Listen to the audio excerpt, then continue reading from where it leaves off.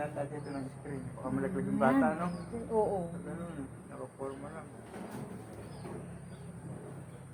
Ayun yung kalsada eh, doon kayo dumaan, oh. Oo. Papuntang ko ano yun. Dito kami kila Ang luwas Litsing na. Isabel. Ang luwang ng bahay nila po. Oh, ang luwag ano. Oo.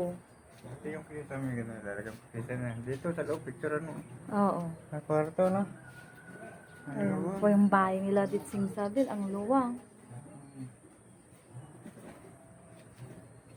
Dito, andyan ko. Oh, malaki ang kwarto. Ay, tatlo. Ay, anim. Tatlo ang kwarto. Ayun po. Ginagawa pa lang.